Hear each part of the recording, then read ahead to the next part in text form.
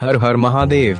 मैं जानता हूँ मेरे भक्त मुझे प्रसन्न करने के लिए बहुत सारे प्रयास करते हैं। मैं भी अपने भक्तों के सभी प्रयासों की सराहना करता हूँ और समय समय पर उनको मेरे होने का एहसास भी कराता रहता हूँ।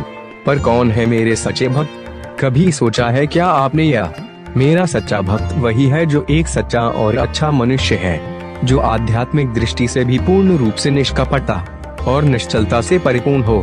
पर कभी सोचा है कि आपके अंदर ये विचार और खूबियां कहां से आई?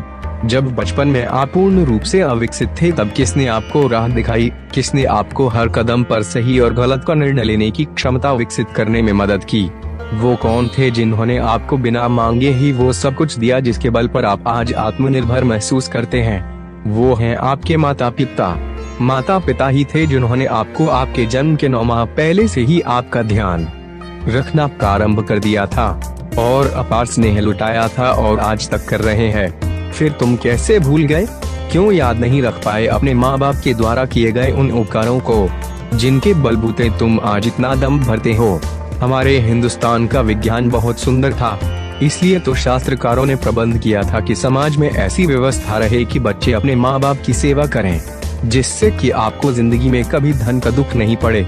माँ बाप की सेवा करना ही आपकी योग्यता दर्शाता है, क्योंकि यदि आप सेवा नहीं करोगे तो आप किसकी सेवा पाओगे?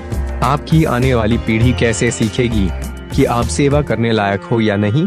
बच्चे सब देखा करते हैं, वे देखेंगे कि हमारे पिता ने कभी उनके पिता की सेवा नहीं की है, फिर संस्कार तो नहीं ही पड़ेंगे न? कहाँ से सीखेंगे वो? जो मनुष्य माँ बाप का दोष देखते हैं उनमें कभी बरकत ही नहीं आती। पैसे वाले वो शायद बन भी जाएं, पर उनकी आध्यात्मिक उन्नति कभी नहीं होती। माँ बाप का दोष कभी भी देखने नहीं चाहिए, उनके उपकार तो भूलना ही नहीं है। किसी ने चाय पिलाई हो तो आप उसका उपकार नहीं भूलते हैं, तो माँ बाप का उपकार भूल गए। इस दुनिया में 3 का महान उपकार है, उस उपकार को कभी भी भूलना ही नहीं है। माता पिता का, गुरु का और हमें जो रास्ते पर लाए हों उनका। इन तीनों का उपकार भुलाया जाए ऐसा है ही नहीं है। फिर क्या करें? केवल ये 10 काम करें माँ बाप के लिए, ताकि उन्हें भी लगे कि आपकी जिंदगी में उनका क्या महत्व है। कोई महत्वपूर्ण कार्य करने से पहले उनसे चर्चा अवश्य करें, अकारण ही कभी उनके पास बैठकर समय व्यतीत करें। उनसे ऐसे ही बातें करें। समय समय पर उनके स्वास्थ्य की जांच अवश्य कराएं। उनके लिए अपने आप कपड़े या अन्य जरूरी सामान जरूर लाएं। उनकी किसी भी बात का पलट कर जवाब ना दें। माँ बाप से कभी ऊंची आवाज में बात न करें। अपनी पत्नी और माँ बाप के बीच समन्वय और सामंजस्य बनाएं। किसी एक को भी अपने तिरस्कार का आभास न होने दें। अपने माता पिता को कभी कभी मंदिर या अन्य सामाजिक कार्यों में शामिल करें। बहुत खुशी होगी उन्हें।